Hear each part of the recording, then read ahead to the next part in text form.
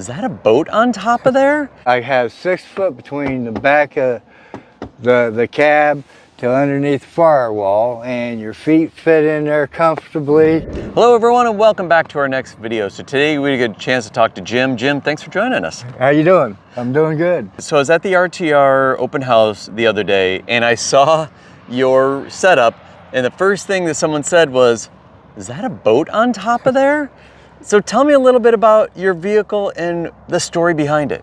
Well, when I retired, a few years ago, I had bought a van and I was going to turn it into a camper.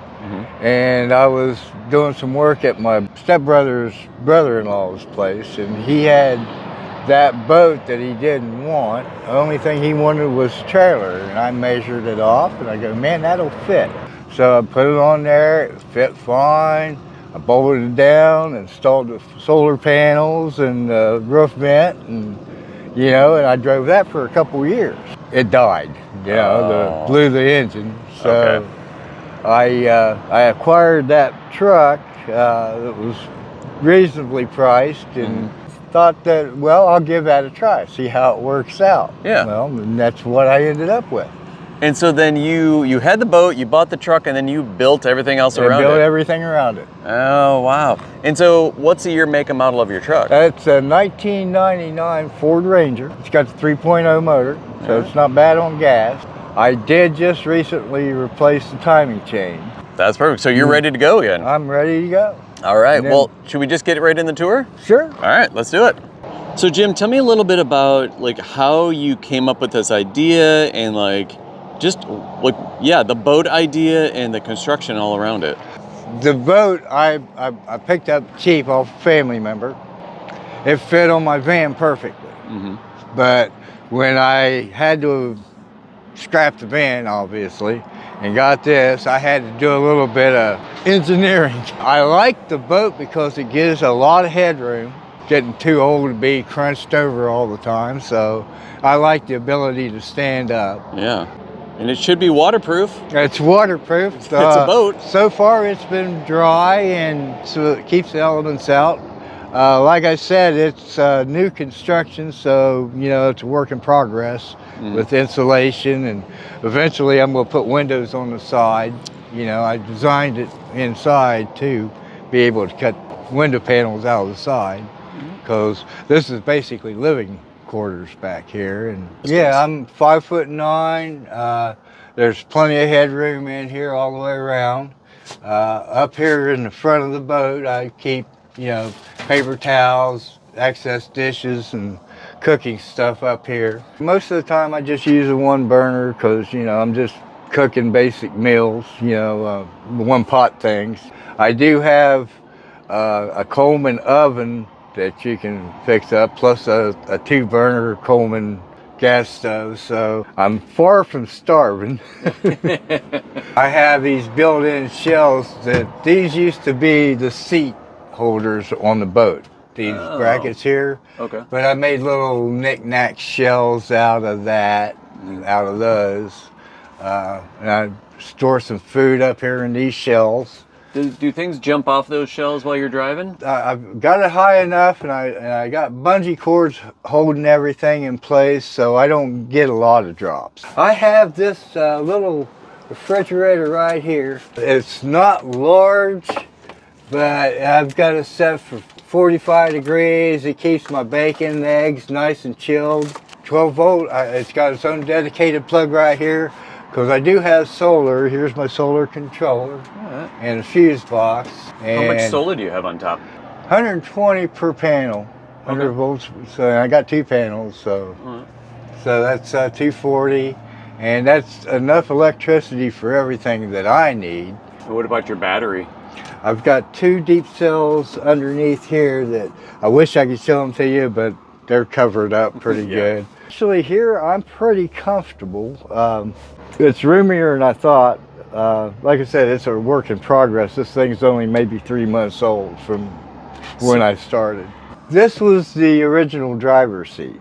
It had this built-in console, and the passenger seat originally, it's a little bit narrower.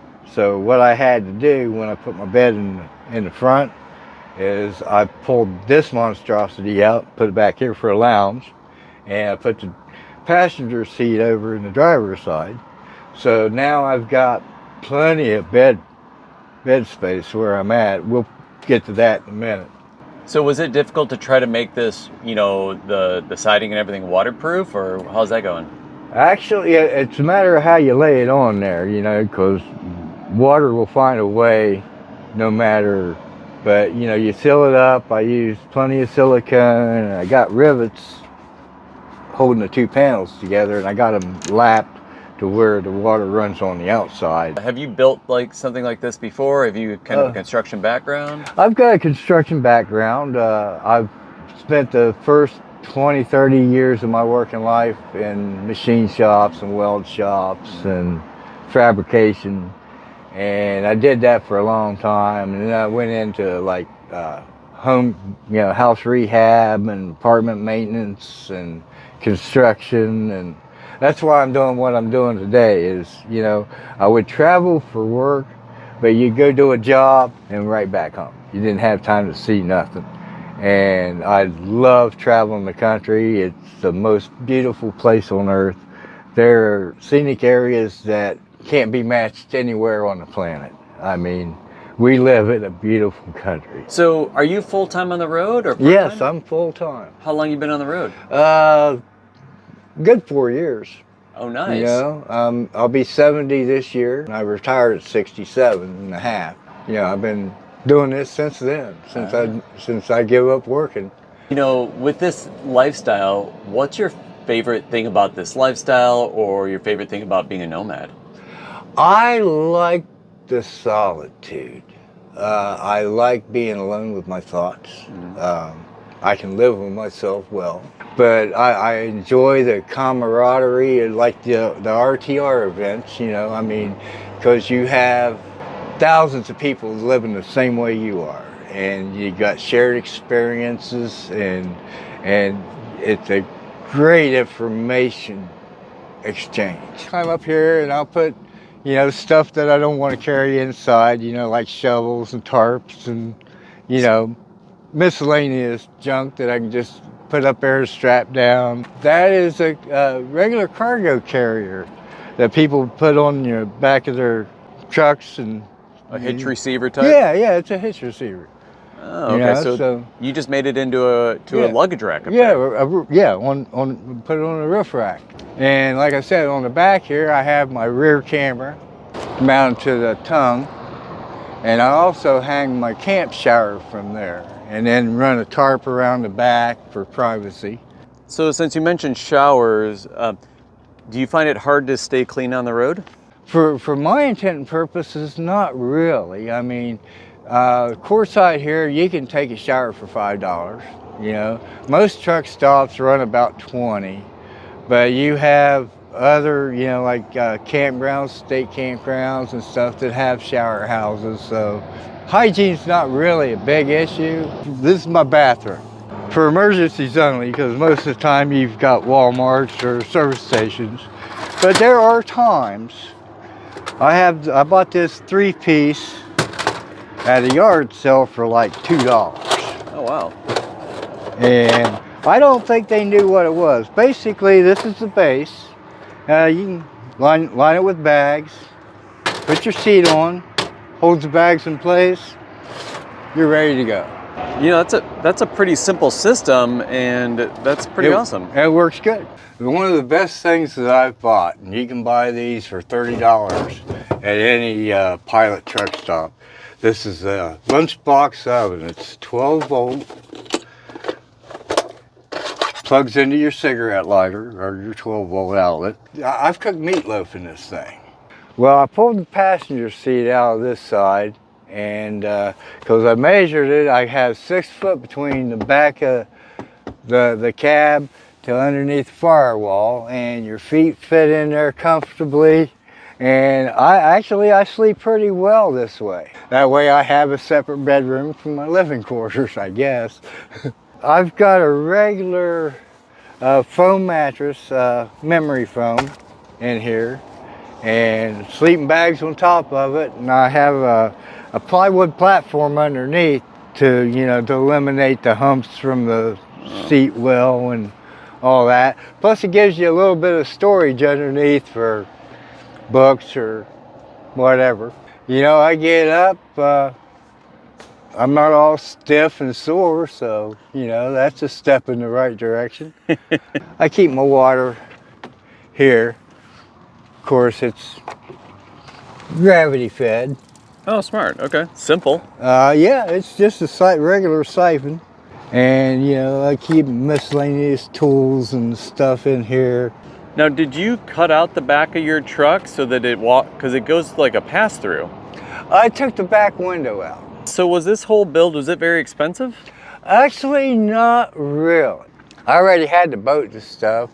The cedar in the front, that was just like a buck and change per panel, and they were 4-foot panels. The corrugated sides were, they weren't that expensive, maybe $10, $15 a panel. The lumber, well, lumber fluctuates a lot, so, you know, that was the most expensive part of it, was the lumber.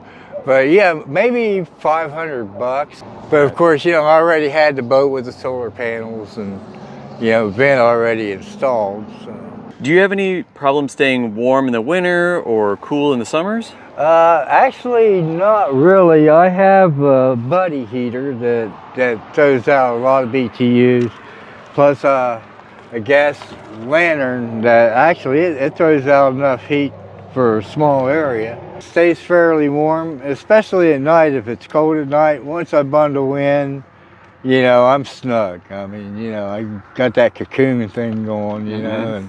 And what about in the warmer months? Do you have a hard time staying cool? No. Actually, I want to eventually insulate this panel, but surprisingly, it doesn't get as hot as you would imagine. You know, with metal sides but I think the roof vent sucks a lot of the hot air out, and I stay fairly comfortable.